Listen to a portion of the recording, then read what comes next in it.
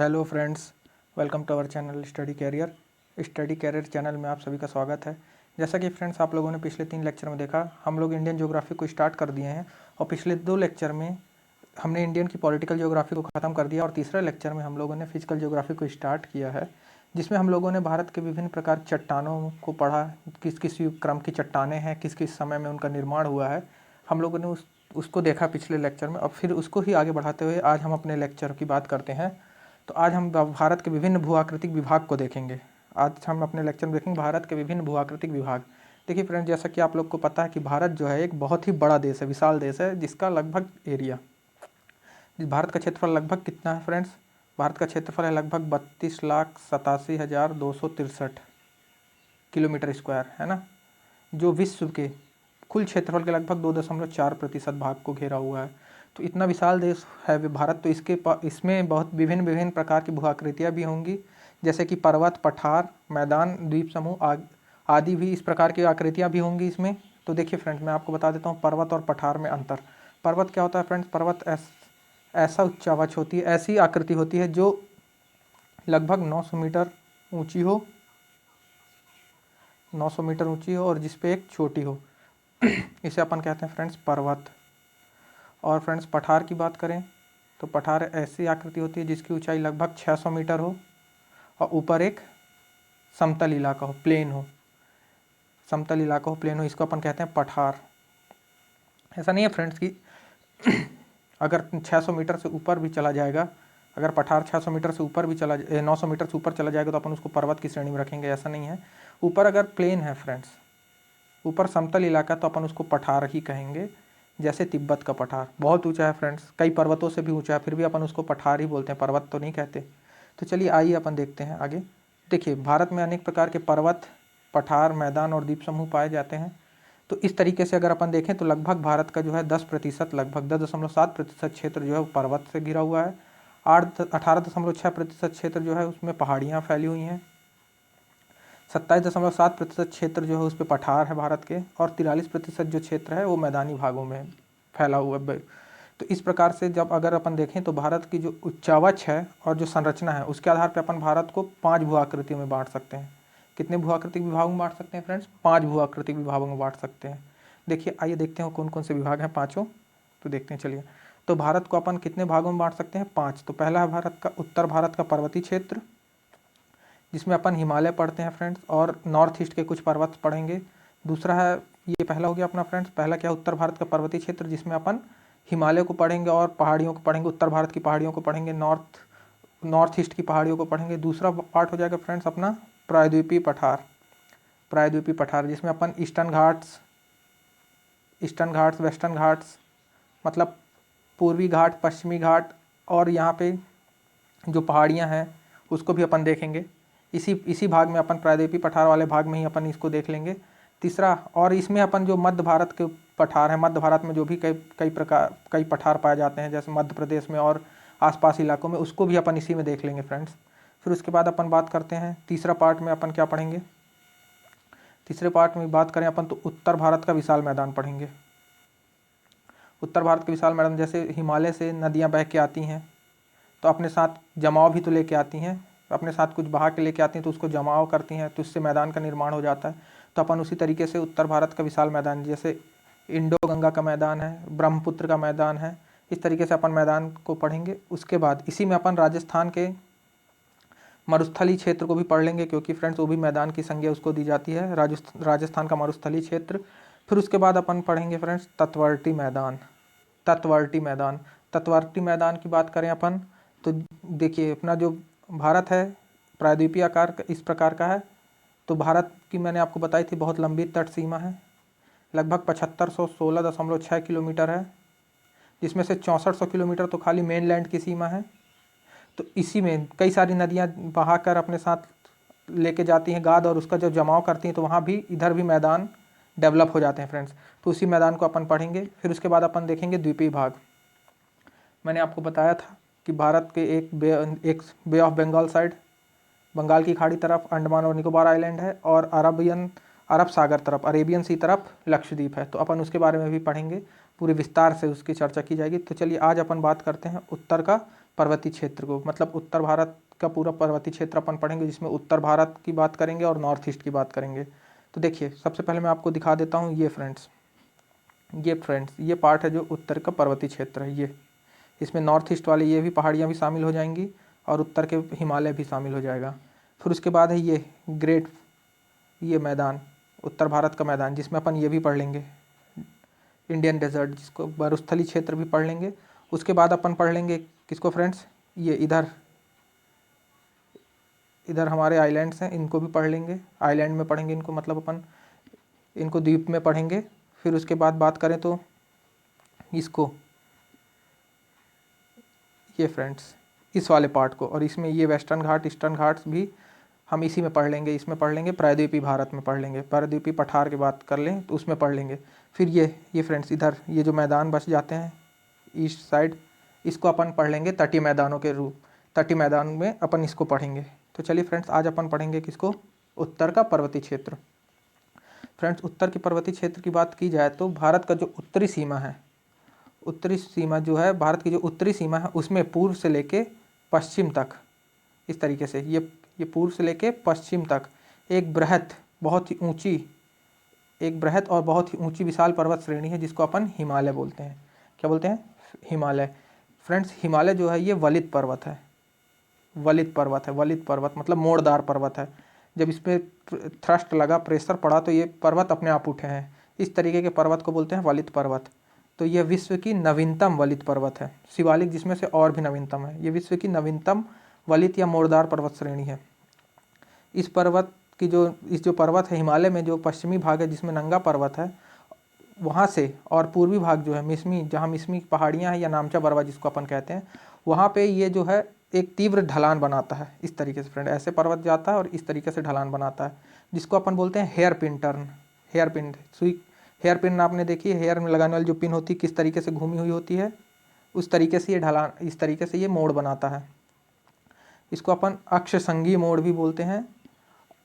और ये प्रायद्वीपीय पठारी भाग के उत्तर पूर्वी दबाव के कारण निर्मित हुए हैं। मतलब मैं आपको अभी आगे वाली स्लाइड में बताऊंगा किस तरीके से हिमालय का निर्माण हुआ है। देखिए फिर इस तरीके से देखिए हिमालय के निर्माण की बात कर लेते हैं अपन पहले। देखिए इसको ध्यान से देखिए, ये इसकी बात करते हैं अपन। ये कॉन्टिनेंटल ड्रिफ्ट थ्योरी की बात कर जा रहा है। कॉन्टिनेंटल ड्रिफ्ट थ्योरी मतलब महाद्वीपीय विस्थापन के सिद्धांत की बात करें, अल्फ्रेड वैगनर ने दिया था। उनके मुताबिक पहले लगभग 250 मिलियन वर्ष पूर्व जो पृथ्वी थी, आज जो हमको पृथ्वी दिखती वो ऐसी नहीं थी।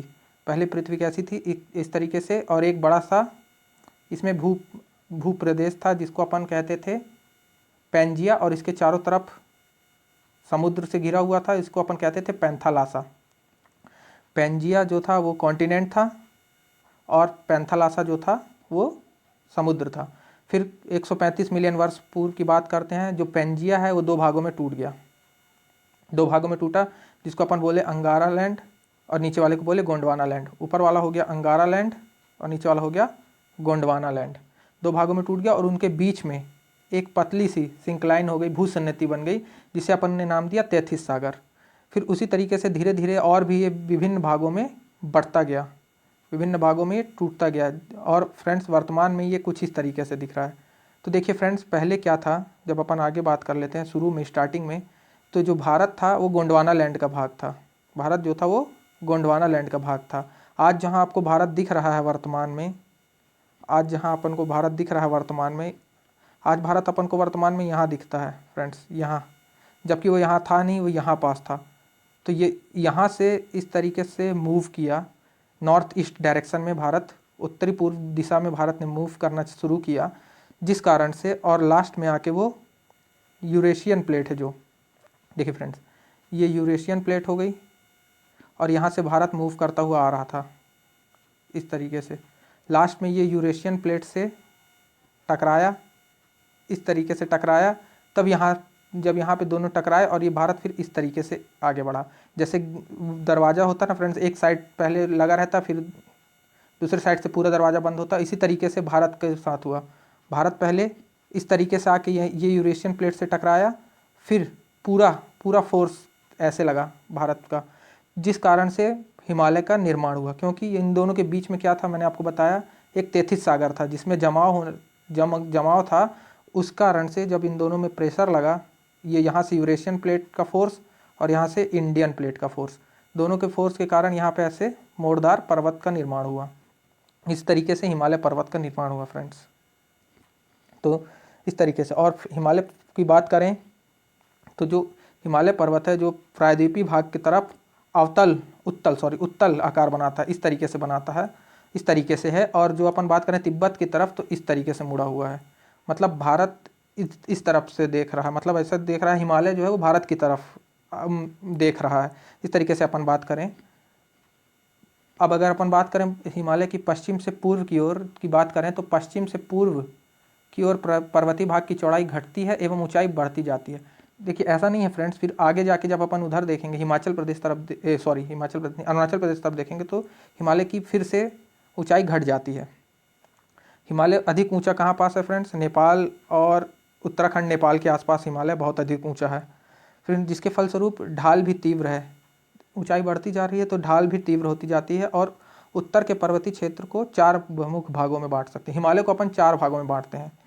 कौन कौन सा फ्रेंड्स? देखिए हिमालय को अपन 4 भागों में बांट सकते हैं। पहला क्या है? ट्रांस हिमालय।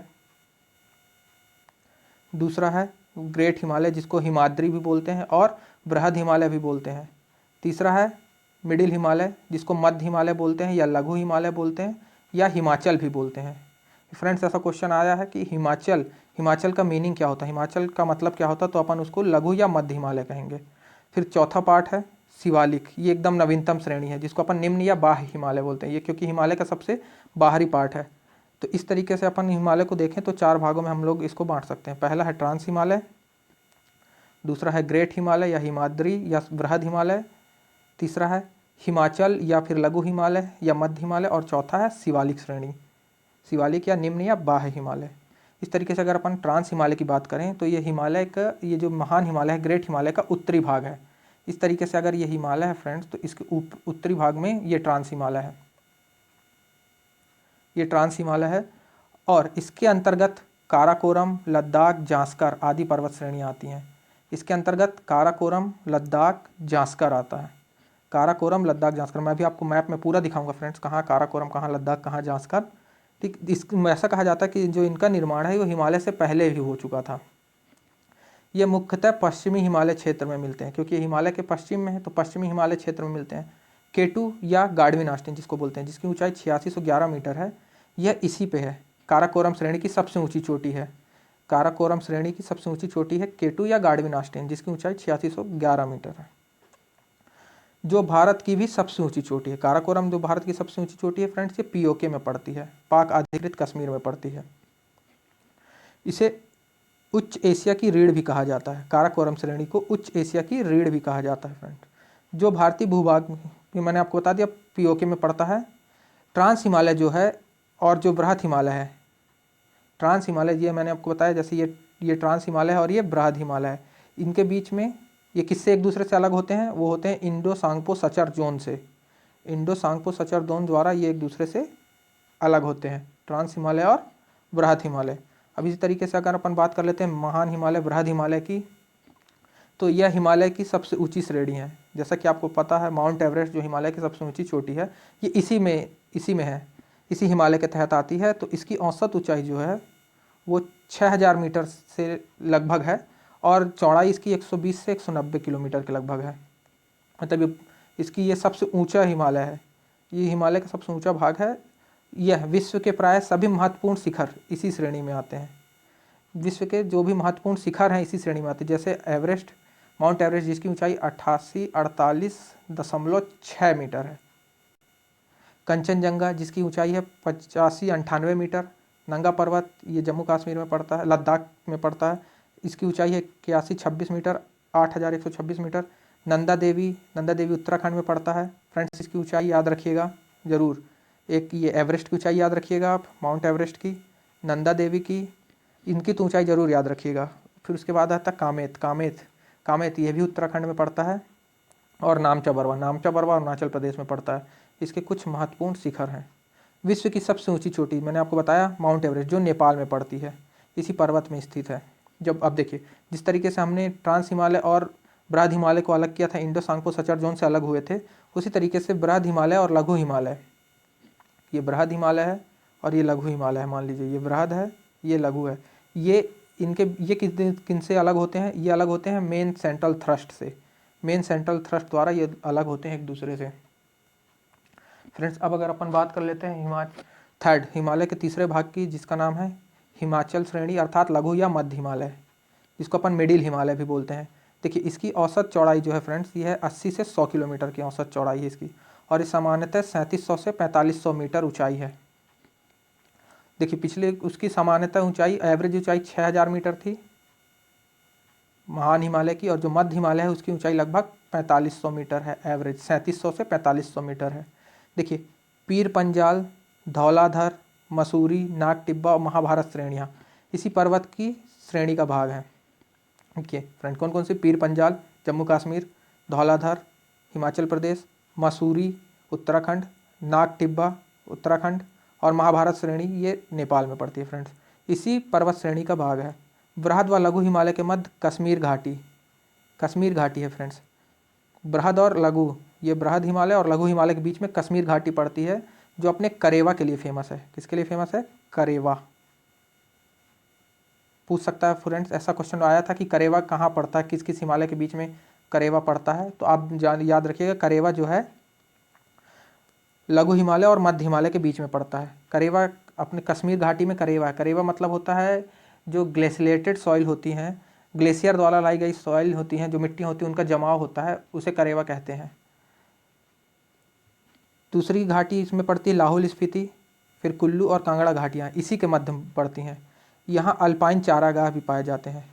अल्पाइन चारागाह मतलब ऐसा कहा जाए तो ये घास के मैदान कह सकते हो आप। अल्पाइन चारागाह मतलब घास के मैदान है, जिसे कश्मीर घाटी में मर्ग कहते हैं, जैसे गुलमर्ग, सोनमर्ग। उत्तराखंड में इसे बुग्याल या प्यार कहते हैं। याद रखिएगा फ्रेंड्स, उत्तराखंड में इसे बुग्याल या प्यार कहते हैं, ठीक है फ्रेंड्स। और कश्मीर में इसी को घास के मैदानों को क्या कहा जाता है? मर्ग, जिसे गुलमर्ग और सोनमर्ग। लघु हिमालय अपने स्वास्थ्यवर्धक पर्यटन स्थलों के लिए प्रसिद्ध है, जैसे कि शिमला, कुल्लू, मनाली, मसूरी, दार्जिलिंग। इस तरीके के जो भी पर्यटन स्थल हैं ये आपके लघु हिमालय में पड़ते हैं। ऐसा पूछ सकता है फ्रेंड्स कि लघु हिमालय या मध्य हिमालय में कौन कौन से पर्यटन स्थल पड़ सकते हैं, तो आप इसको याद रखिएगा। लघु हिमालय और शिवालिक की बात कर लें अब। लघु हिमालय के बाद शिवालिक है चौथा हिमालय। तो लघु हिमालय और शिवालिक की बात करें तो ये किससे अलग होती हैं? ये अलग होते हैं मेन बाउंड्री फॉल्ट द्वारा। किससे अलग होते हैं ये? मेन बाउंड्री फॉल्ट द्वारा। किससे? मेन बाउंड्री फॉल्ट द्वारा अलग होते हैं। अब अपन बात कर लेते हैं शिवालिक की, जो एकदम सबसे नवीन है, सबसे नवीन पर्वत श्रृंखला है। ऐसा क्वेश्चन आपसे पूछ सकता है कि भारत की सबसे नवीन पर्वत श्रृंखला कौन सी है? तो फ्रेंड्स शिवालिक है, जिसे निम्न या बाह्य हिमालय भी कहते हैं। यह हिमालय की सबसे नवीन बाहरी एवं दक्षिणी कह सकते हैं, क्योंकि हिमालय इस तरीके से, ये ट्रांस हिमालय हो गया, ये बृहद हिमालय हो गया, ये लघु या मध्य हिमालय हो गया, और ये शिवालिक हो गई। तो शिवालिक सबसे दक्षिणी है या सबसे निचली है। इसके बाद फिर हमारा मैदानी भाग स्टार्ट हो जाता है। तो यह श्रृंखला है, ये सबसे निचली श्रृंखला है, जो हिमालय के सबसे नवीन पर्वत श्रेणी। अभी मैंने आपको बताया ये सबसे नवीन पर्वत श्रेणी है। यह 10 से 50 किलोमीटर चौड़ी है। कितनी फ्रेंड? 10 से 50 किलोमीटर चौड़ी है और 900 से 1200 मीटर ऊंची है। इसमें देखिए आपको एक डिफरेंस देखने को मिल सकता है ऊंचाइयों पे। कहीं क्वेश्चन पे मिल सकता है 700 से 1350 मीटर। तो देखिए फ्रेंड्स, ये इस पे आप एकदम रिलाई मत हो जाइएगा कि एग्जैक्ट यही है। ऊंचाई पे थोड़ा बहुत हो सकती है इसकी। देखिए इससे पहले कि अपन अगर बात कर लें, जो महान हिमालय है और मध्य हिमालय है, ये कंटिन्यू चलती गई हैं, और ये जो है शिवालिक जो है ये खंड खंड में टूटी टूटी हुई है। शिवालिक और लघु हिमालय के मध्य कई घाटियां हैं, एक जिसमें से इंपॉर्टेंट है काठमांडू घाटी। अब आपसे क्वेश्चन पूछ दे काठमांडू घाटी किस और किस हिमालय के मध्य है, तो आप कह सकते हैं शिवालिक और लघु हिमालय के मध्य है। पश्चिम में इन्हें दून या द्वार कहते हैं। जो घाटियां हैं पश्चिम में इन्हें दून या द्वार कहते हैं, जैसे देहरादून, हरिद्वार। ये घाटियां हैं, हिमालय की घाटियां हैं, जो शिवालिक रेंज में पाई जाती हैं। शिवालिक और मध्य हिमालय के बीच शिवालिक और लघु हिमालय के बीच पाई जाती हैं। उसमें उसको अपन घाटियों को दून या द्वार कहते हैं। जैसे आपने नाम सुना होगा देहरादून, हरिद्वार। ये कृषि के लिए बहुत अच्छी होती है, यहाँ पे कृषि की संभावना अच्छी होती है, जिस कारण से यहाँ लोग रहते हैं। शिवालिक के निचले भाग को तराई कहते हैं। अब शिवालिक के बाद का जो हिस्सा आ जाएगा उसको तराई कहते हैं। ये दलदली और वनाच्छादित प्रदेश है, ये दलदली और वनाच्छादित प्रदेश है, मतलब दलदल वाले हैं और इसमें वन खूब वन रहते हैं। तराई से सटे दक्षिण भाग में बृहद सीमावर्ती भ्रंश है जिसे ग्रेट बाउंड्री फॉल्ट बोलते हैं फ्रेंड्स। सीमावर्ती भ्रंश है, फॉल्ट क्या होता है मैं आपको बताऊंगा उसमें, जब मैं आपको फिजिकल ज्योग्राफी बताऊंगा। तो फॉल्ट जो कश्मीर से असम तक विस्तृत है, जो ग्रेट बाउंड्री फॉल्ट है वो कहाँ से कहाँ तक विस्तृत है, कश्मीर से असम तक विस्तृत है फ्रेंड्स। इस तरीके से आप देखिए। अब अगर बात कर लें अपन, अभी तक तो हम लोगों ने बात की किस तरीके से पार्ट की, कि हिमालय के 4 पार्ट थे। कैसे? एक था ट्रांस हिमालय, दूसरा था हिमाद्री अर्थात बृहद हिमालय जिसको मेन ग्रेट हिमालय बोलते हैं, फिर उसके बाद है अर्थात लघु या मध्य हिमालय जिसे हिमाचल भी बोलते हैं, फिर चौथा था शिवालिक या निम्न या बाह्य हिमालय। अब अपन बात कर लेते हैं नदियों के द्वारा। जैसे नदी क्या है फ्रेंड्स, हिमालय से बहुत सारी नदियाँ उद्गम हुई हैं, तो अपन हिमालय को नदियों के थ्रू भी, हिमालय का हम लोगों ने नदियों के द्वारा भी वर्गीकरण किया है, जिसके तहत हम लोगों ने 4 प्रकार से वर्गीकरण किया है। जिसमें पहला है कश्मीर या पंजाब हिमालय, दूसरा है कुमाऊँ हिमालय, तीसरा है नेपाल हिमालय और चौथा है असम हिमालय। ये नदियों के बीच के हिमालय की श्रेणियाँ हैं, मतलब एक नदी से दूसरी नदी, जैसे सिंधु से सतलज के बीच हो गया कश्मीर हिमालय, सतलज से काली के बीच हो गया कुमाऊँ हिमालय, काली से तीस्ता के बीच हो गया नेपाल हिमालय और तीस्ता से ब्रह्मपुत्र नदी के बीच हो गया असम हिमालय। देखिए फ्रेंड्स, अपन जैसे देखिए कश्मीर या पंजाब हिमालय इसको बोलते हैं, ठीक फ्रेंड। देखिए ये सिंधु और सतलज नदी के मध्य है, सिंधु और सतलज नदी के मध्य के इलाके को अपन ने क्या कह दिया, पंजाब हिमालय। ये लगभग 560 किलोमीटर लंबा है, जम्मू कश्मीर से हिमाचल प्रदेश में फैला हुआ है। कितना लंबा है फ्रेंड्स, ये याद रखिएगा, 560 किलोमीटर की लंबाई है इसकी, जो जम्मू कश्मीर व हिमाचल प्रदेश में फैला हुआ है। यहाँ हिमालय क्रमिक रूप से ऊंचाई प्राप्त करता है, मतलब यहाँ हिमालय ऊंचा है। जैसे जास्कर, लद्दाख, काराकोरम, काराकोरम में देखिए फ्रेंड्स K2 है जिसे गार्डियन ऑस्टिन कहते हैं, जो भारत की सबसे ऊंची चोटी है। पीर पंजाल, धौलाधर, इस तरीके से जब अगर उस तरीके से बात करेगा कि आप हिमालय के भागों की बात करिए तो आप ऐसे कहेंगे कि जास्कर, लद्दाख और काराकोरम किस हिमालय में पड़ता है, ट्रांस हिमालय का भाग है। लेकिन नदियों की बात करें किस किस नदियों के बीच पड़ता है, मध्य पड़ता है, तब आप कहेंगे ये किस किस भाग में है, कश्मीर या पंजाब हिमालय में। पीर पंजाल, धौलाधर भी इसी श्रेणी में है। हिमालय की चौड़ाई यहाँ सबसे अधिक है फ्रेंड्स, सबसे अधिक चौड़ा है कश्मीर हिमालय या पंजाब हिमालय, जो लगभग 250 से 400 किलोमीटर चौड़ा है। फिर उसकी बात करते हैं अपन कुमाऊँ हिमालय की। कुमाऊँ हिमालय मैंने आपको बताया था सतलज और काली नदियों के बीच में है। इस सतलज और काली नदियों के बीच का है जो हिमालय, उसे अपन कुमाऊँ हिमालय कहते हैं। इसे हिमाचल हिमालय भी कहते हैं। ये 320 किलोमीटर लंबा है। ये उत्तराखंड राज्य में है, उत्तराखंड राज्य में स्थित है। नंदा देवी, कामेत, बद्रीनाथ, केदारनाथ, त्रिशूल इसके प्रमुख शिखर हैं। वैसे आप देखें तो ये सब शिखर जो है नंदा देवी, कामेत, बद्रीनाथ, केदारनाथ और त्रिशूल, ये जो है ये महान हिमालय की चोटियां हैं। लेकिन अगर अपन इस तरीके से नदियों के द्वारा हिमालय का वर्गीकरण करेंगे तो ये कुमाऊँ हिमालय में आ जाएंगे। नंदा देवी इसकी सर्वोच्च श्रेणी है, सर्वोच्च चोटी है, जो भारत की तीसरी सर्वोच्च चोटी है। नंदा देवी जो भारत की तीसरी सर्वोच्च चोटी है। अब अगर अपन बात कर लेते हैं नेपाल हिमालय की, चौथा है नेपाल हिमालय।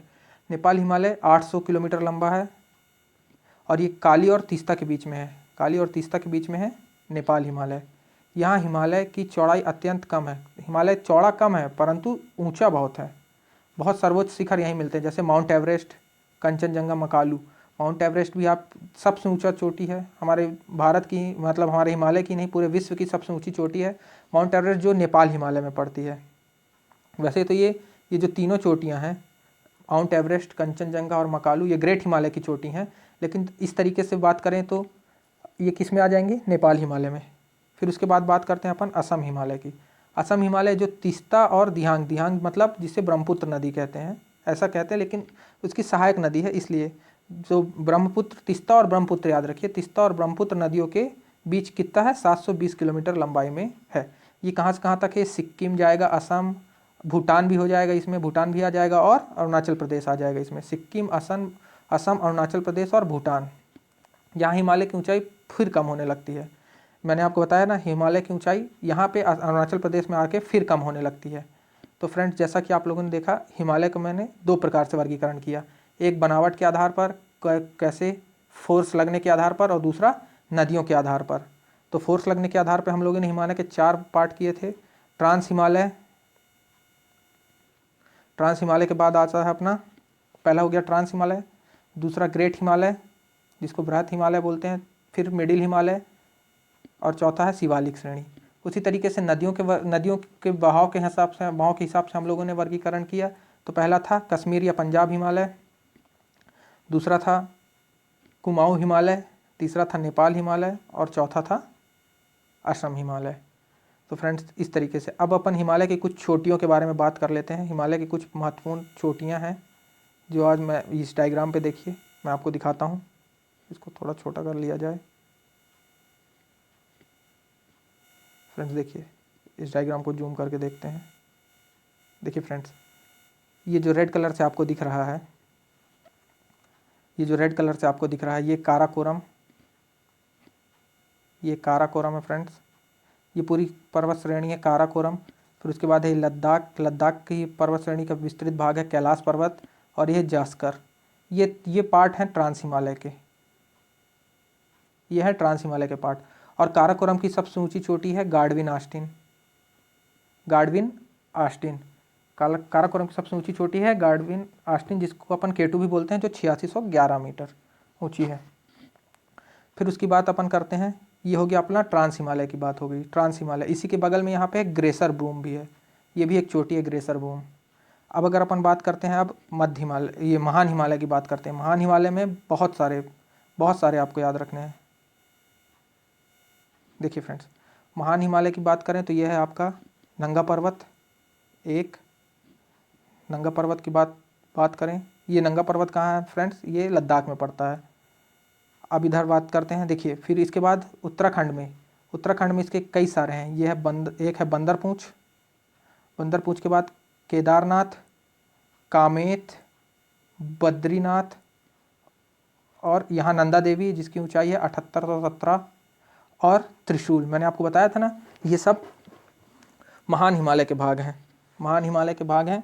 उसके बाद अगर अपन बात करते हैं नेपाल में हिमालयों की बात करते हैं, तो नेपाल में आप बात करते हैं, यह है धौलागिरी, पहला है धौलागिरी, फिर है अन्नपूर्णा, फिर है मनासालू, फिर उसके बाद है शीशापंगमा। देखिए, इसको याद करने की ट्रिक भी बताऊंगा। यह है शीशापंगमा, चौथा है शीशापंगमा, पांचवा है गौरीशंकर, फिर है माउंट एवरेस्ट, फिर मकालू के बाद है छेयू।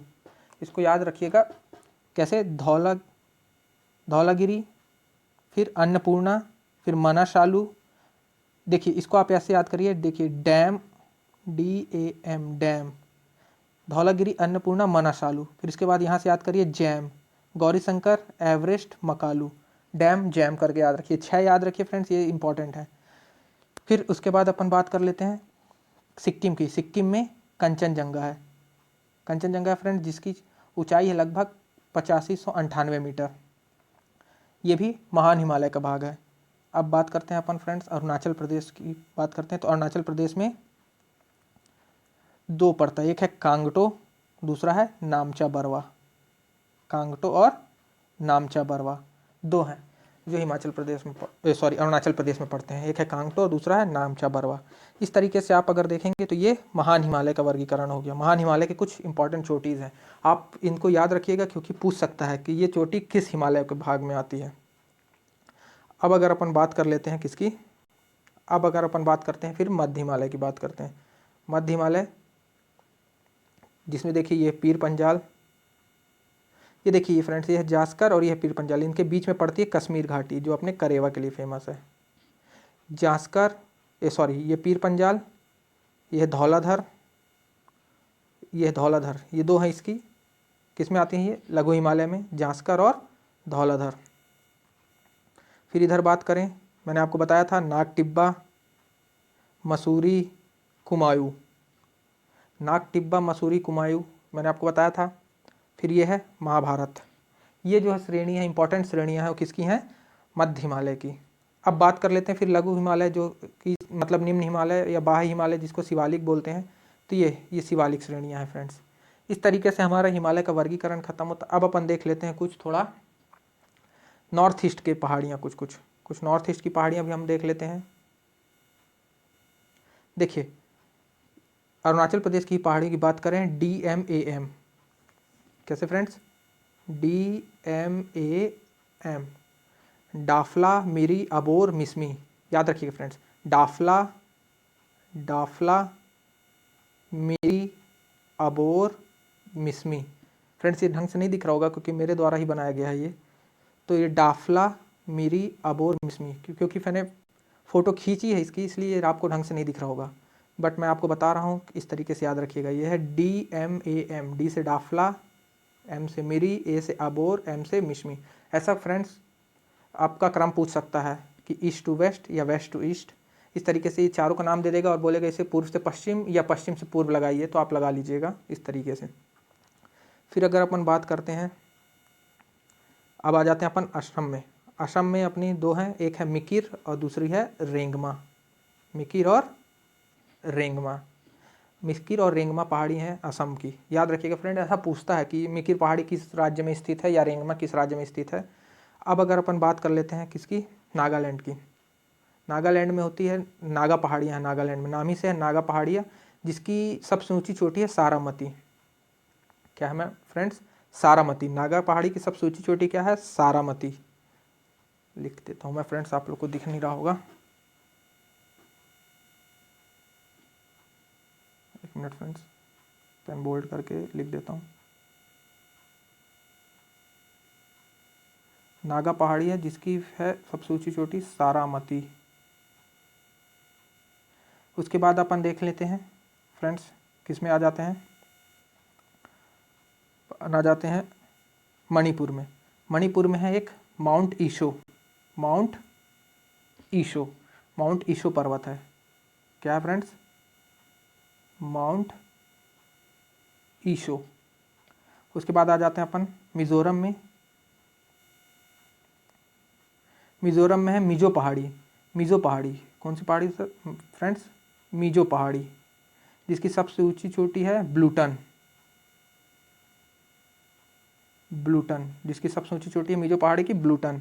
और यहाँ पे भी मिजो में ही दो पहाड़ी और पाई जाती हैं, एक है ब्लू माउंटेन जिसको फांगफुई भी बोलते हैं। फांगफुई आपसे पूछ सकता है फांगफुई किस राज्य में स्थित है, फांगफुई या ब्लू माउंटेन, तो वो मिजोरम में।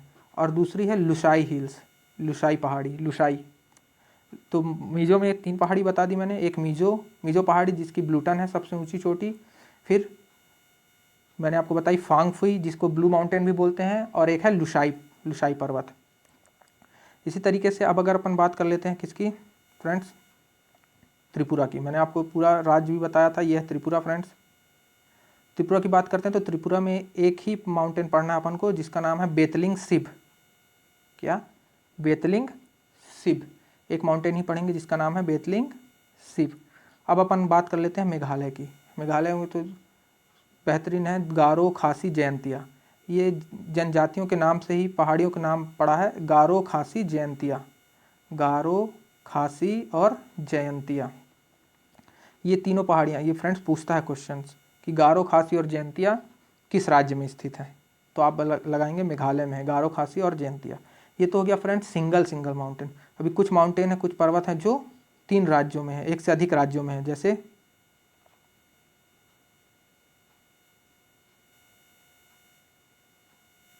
जैसे फ्रेंड्स ये देखिए पटकाई बूम। पटकाई बूम जो है असम, नागालैंड और अरुणाचल प्रदेश में स्थित है। पटकाई बूम असम, अरुणाचल और नागालैंड में। और एक इसी तरीके से है बराइल पर्वत, बराइल माउंटेन, जो असम ये क्या है मिजोरम, और ये क्या है नागालैंड, सॉरी असम, मणिपुर और नागालैंड।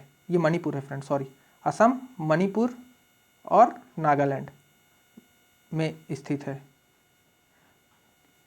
तो फ्रेंड्स इस तरीके से हम लोगों ने आज उत्तर भारत के पूरे पर्वत को पढ़ लिया है। अब अगर अपन कल की बात करते हैं फ्रेंड्स, आज तो हमारा हो गया उत्तर भारत के पूरे मैदान। तो सॉरी फ्रेंड्स, अभी एक चीज़ बचा, मैं आपको मैप के थ्रू दिखा दूं कि किस तरीके से नदियों के द्वारा भी हम लोगों ने विभाजन किया है। तो फ्रेंड्स देखिए यहाँ से ये इस तरीके से सिंधु नदी जाती है, और यहाँ पास से ये हिमाचल प्रदेश से सिपकिला दर्रे से सतलज जाती है। तो इनके बीच के जितने भी पहाड़ियाँ, जितने भी माउंटेन्स हैं, जो भी पर्वत हैं, उसको अपन नाम देते हैं कश्मीर या पंजाब हिमालय। ये हो गई सिंधु और ये हो गई सतलज। सिंधु और सतलज के बीच का कश्मीर या पंजाब हिमालय। अब इसी तरीके से बात करें सतलज और यहाँ से काली, सतलज और काली, काली के बीच में है कुमायूं हिमालय, ये काली नदी हो गई, इसके बीच में है कुमाऊं हिमालय। फ्रेंड्स ये नेपाल है और यहाँ पे इस तरीके से बनाइए, ये भूटान है, ये नेपाल है और ये भूटान है। अब इसी तरीके से यहाँ से सिक्किम से एक नदी निकलती है तीस्ता, इनके बीच में, अब काली और तीस्ता के बीच में नेपाल हिमालय पड़ता है फ्रेंड्स। और इसी तरीके से ये तीस्ता और यहाँ से इस तरीके से इंटर करते हुए ब्रह्मपुत्र ऐसे अंदर आती है, तो यहाँ पास तक ये तीस्ता और ब्रह्मपुत्र के बीच में असम हिमालय है। तो फ्रेंड्स आप लोगों ने देखा कि किस तरीके से सिंधु और सतलज के बीच में कश्मीर या पंजाब हिमालय है, सतलज और काली के बीच में कुमायूं हिमालय है, काली और तीस्ता के बीच में नेपाल हिमालय है और तीस्ता और ब्रह्मपुत्र के बीच में असम हिमालय है। तो फ्रेंड्स इस तरीके से हमारे पूरे हिमालय और उत्तर भाग की पहाड़ियाँ ख़त्म होती हैं। तो फ्रेंड्स अगर आपको ये वीडियो अच्छा लगा है तो प्लीज़ इस वीडियो को लाइक करें, शेयर करें और इस चैनल को सब्सक्राइब करें और कमेंट करें। और हाँ, अगर इस लेक्चर की आपको नोट चाहिए तो हमारे चैनल स्टडी कैरियर, फ्रेंड्स कल स्पेलिंग गलत हो गई थी, स्टडी कैरियर, REER वाला कैरियर, स्टडी कैरियर को ज्वाइन कर लें। हमारे टेलीग्राम चैनल है स्टडी कैरियर को ज्वाइन कर लें, जिससे आपको इस लेक्चर की PDF प्राप्त हो सके। और फ्रेंड्स अगर ये लेक्चर को आप ज़्यादा से ज़्यादा हो सके तो शेयर करिए please friends. Okay, thank you.